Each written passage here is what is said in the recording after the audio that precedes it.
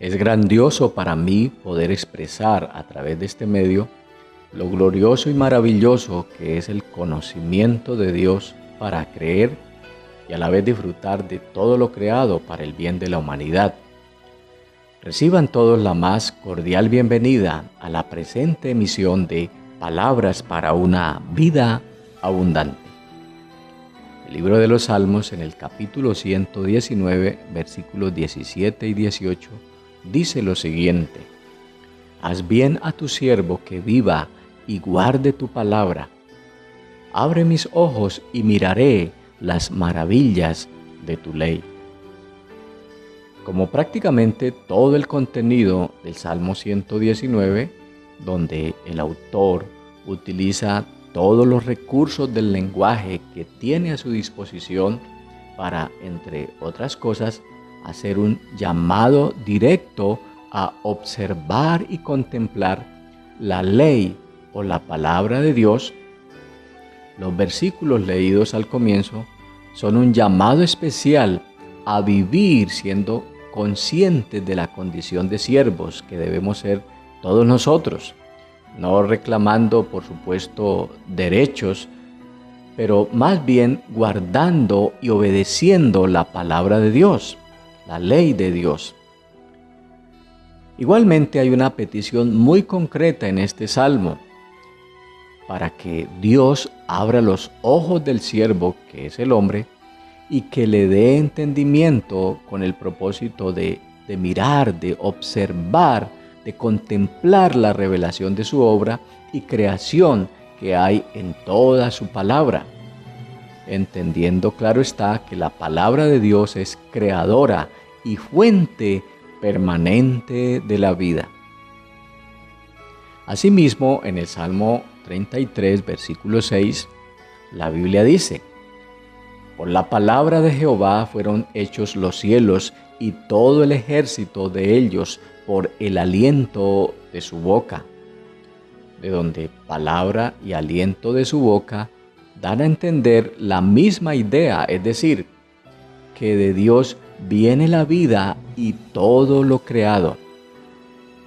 También la carta a los Hebreos, en el capítulo 11, versículo 3, dice: Por la fe entendemos haber sido constituido el universo por la palabra de Dios, de modo que lo que se ve fue hecho de lo que no se veía. Siempre haciendo una clara referencia a la palabra de Dios creando. Y también en la primera carta de Pedro, en el capítulo 1, versículos 23 al 25, dice así: Siendo renacidos no de simiente corruptible, sino incorruptible, por la palabra de Dios que vive y permanece para siempre. Porque toda carne es como la hierba, y toda la gloria del hombre como la flor de la hierba. La hierba se seca, la flor se cae, mas la palabra del Señor permanece para siempre. Y esta es la palabra que por el Evangelio os ha sido anunciada. Si habláramos solo de la condición biológica, que en el texto se define en los términos de la hierba se seca y la flor se cae, pues no habría ya más nada que hacer. Se perdería todo el sentido de lo que Dios ha hecho, incluyendo al propio ser humano. Pero si somos creados por la palabra de Dios y renacidos por ella, la palabra permanece para siempre. Entonces también nosotros, si creemos, permaneceremos para siempre. De la misma manera, el Señor Jesús enseñó lo siguiente: El cielo y la tierra pasarán, pero mis palabras no pasarán. Evangelio de Mateo, capítulo 24, versículo 35. Entonces se puede entender lo siguiente: que en condiciones físicas y naturales todo dejaría de ser, pero los que viven conforme a la palabra de Dios hacen que todo lo creado cobre importancia y como consecuencia o fruto de ese conocimiento permanezca para siempre. Porque por la revelación de la palabra de Dios recibimos siempre visión cristiana, que podemos llamar visión alta espiritual, para poder ver, para poder considerar que alrededor nuestro hay maravillas y que, como dice la Escritura, porque todo lo que Dios creó es bueno y nada es de desecharse si se toma con acción de gracias, dice la primera carta a Timoteo, el capítulo 4, versículo 4. Todos estos textos de las Sagradas Escrituras nos invitan siempre a pensar, a contemplar la majestad de Dios en cada una de sus obras, desde lo aparentemente sencillo e insignificante hasta lo más complejo y especial de la vida, que es el ser humano. Porque entendemos que es Dios quien trae a nosotros, los seres humanos, para que en lo posible disfrutemos sus particularidades en una relación fraterna, sincera y respetuosa. En el libro de Génesis, en el capítulo 2, versículos 19 y 22, encontramos la siguiente declaración: y Jehová Dios formó pues de la tierra toda bestia del campo y toda ave de los cielos, y las trajo a Adán para que viese cómo las había de llamar, haciendo una referencia explícita a las criaturas y cosas creadas para el bien de la humanidad. Pero más adelante, refiriéndose al ser humano, dice: y de la costilla que Jehová Dios tomó del hombre, hizo la mujer y la trajo al hombre. Definitivamente hay una idea aquí muy especial en la frase "y la trajo al hombre". Y sea esta la oportunidad para hacernos una pregunta: ¿qué tan agradecido estamos cada uno de nosotros, no solo con las cosas que Dios ha creado para el beneficio de la humanidad, sino más exactamente con las personas que Dios ha traído y ha puesto a nuestro lado? Llámese padre, madre, cónyuge, hijos, amigos, compañeros de estudio, de trabajo, etc. Entendemos que cada persona que conocemos es provisión de Dios para que crezcamos al relacionarnos, para que nos maravillemos y nos regocijemos por todo ello. Entre los seres humanos y las cosas creadas, Dios ha traído un sinnúmero de posibilidades para el crecimiento y desarrollo afectivo y espiritual que debemos contemplar y valorar para nuestro bien. Porque, como dice el texto de introducción de esta reflexión, haz bien a tu siervo que viva y guarde su palabra. Vivir entonces ya de por sí es un gran privilegio, y más aún si se entiende que se debe guardar su palabra. Porque vivir y guardar la palabra de Dios es la esencia de la existencia humana, en esa práctica existencial espiritual. No poder contemplar y disfrutar la plenitud de la vida propia y de hecho de cada persona con la que nos relacionamos se convierte en un problema de marca mayor, podemos decir. Es un problema que condena a una eternidad, la cual llamaría eternidad al revés, es decir, se convertiría en un tormento infinito por esa falta de visión objetiva y real. Por tanto, la petición debe ser: Señor, abre mis ojos y veré las maravillas de tu ley. Tal como le sucedió al profeta Eliseo al entender la necesidad de su criado Giesi, en el segundo libro de Reyes, capítulo 6, versículos 16 y 17. Dice que ante los temores del joven por lo que estaba sucediendo y el asedio de los enemigos de su pueblo, Eliseo oró: te ruego, oh Jehová, que abra sus ojos para que vea. Eliseo rápidamente descubrió el mal que complicaba la estabilidad emocional y espiritual de su joven ayudante. La falta de visión para ver con claridad y objetividad y poder observar bien lo que estaba sucediendo es lo que llevaba al joven a aumentar sus miedos, sus temores. Y es así como la respuesta a la petición llegó de parte del Señor, dice la Escritura. Entonces Jehová abrió los ojos del criado y miró. Y aunque las circunstancias eran las mismas, pues Dios no cambia circunstancias.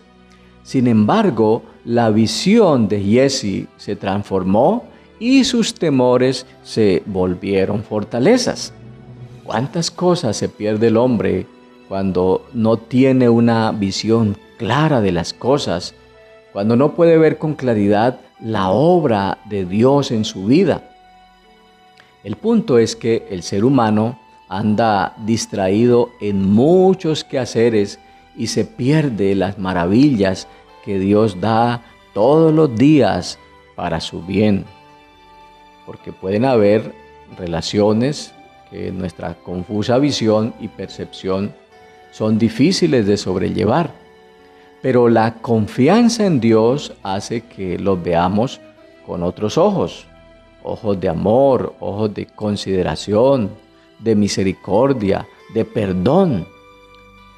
En todo esto se debe despertar un espíritu de agradecimiento por todo lo que Dios nos ha otorgado a través de su palabra creadora y sustentadora. Entendiendo que la gratitud es una de las cualidades más nobles del ser humano. Porque es muy desagradable encontrar personas ingratas que no saben reconocer las cosas buenas y aún las cosas difíciles que se deben enfrentar en la vida. Debemos ser muy agradecidos siempre con Dios, agradecidos también con las personas que Él ha colocado a nuestro alrededor y que nos bendicen y nos ayudan permanentemente. Así que un gran beneficio que se obtiene por admirar la palabra de Dios y su obra es el despertar del espíritu de agradecimiento.